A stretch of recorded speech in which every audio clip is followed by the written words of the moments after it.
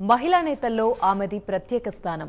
ఓ మహానాయకుడి వారసురాలిగా రాజకీయాల్లోకొచ్చి తనకంటూ ప్రత్యేక గుర్తింపు తెచ్చుకున్నారు. మచ్చలేని నాయకురాలిగా జాతీయ స్థాయిలో పనిచేసి పేరు సంపాదించుకున్నారు. మరోమారు ఇప్పుడు ఆమె లోక్సభ బరిలో నిల్చున్నారు. ఈసారి ఆమె గెలుపు అవకాశాలు ఏ మేరకున్నాయి? గెలిస్తే కేంద్ర మంత్రి పదవి దక్కే అవకాశం కనిపిస్తోందా? ఇంతకీ ఎవరా నాయకురాలు?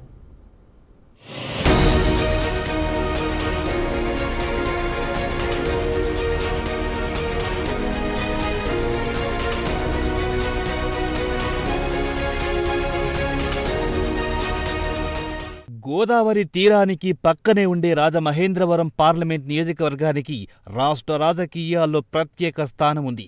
ఎందరో ఉద్దండులు ఇక్కడి నుంచి ప్రాతినిధ్యం వహించారు. ఉమ్మడి ఉభయ గోదావరి జిల్లాల పరిధిలో విస్తరించి ఉన్న ఈ నియోజకవర్గంలో గత ఎన్నికల్లో వైసీపీ గెలిచింది. ఈసారి తెలుగుదేశం, జనసేన, బీజేపీ కూటమి అభ్యర్థిగా దగ్గుపాటి పురంధేశ్వరి బరిలో నిలిచారు.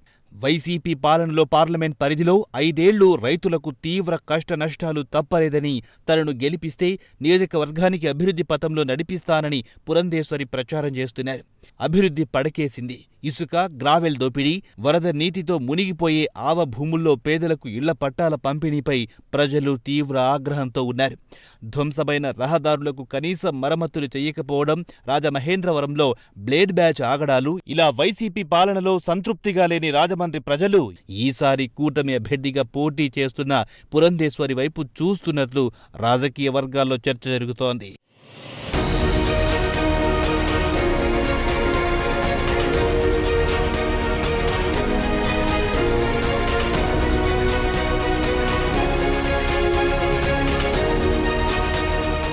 రాజమహేంద్రవరం పార్లమెంట్ నియోజకవర్గ పరిధిలో 16,23,149 మంది ఓటర్లున్నారు.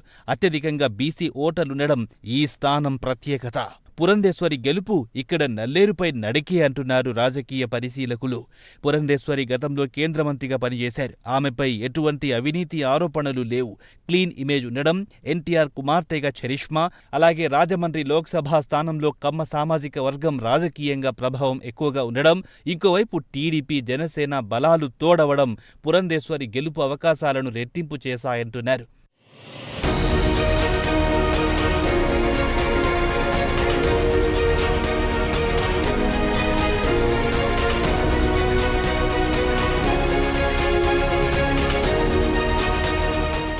అన్న ఎన్టీఆర్ వారసురాలిగా పురంధేశ్వరి రాజకీయంగా ఎంతో ఎత్తుకు ఎదిగారు. ఒకానొక టైంలో ఏపీ నుంచి ఢిల్లీ రాజకీయాలను శాసించారు.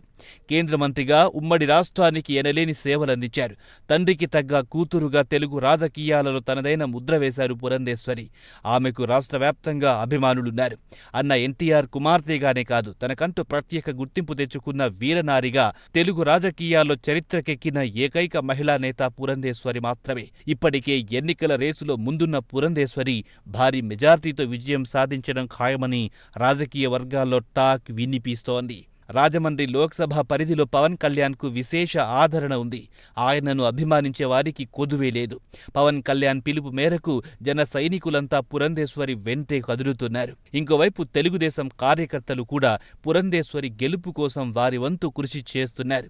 అందరిని కలుపుకొనిపోయే తత్వం కావడంతో టీడీపీ, జనసేన క్యాడర్ పురంధేశ్వరికి ఈజీగా కనెక్ట్ అయిపోయారు.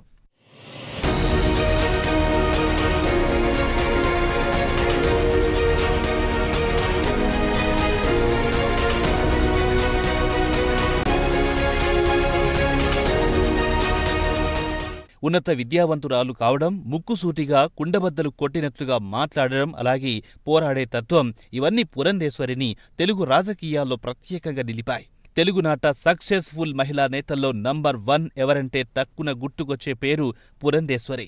చట్టసభల్లో అయినా, మీడియా సమావేశాల్లో అయినా పురంధేశ్వరి మాట్లాడుతుంటే అందరూ శ్రద్ధగా ఆలకిస్తుంటారు. ఆమె వాగ్దాటి గురించి ప్రత్యేకంగా చెప్పనక్కర్లేదు.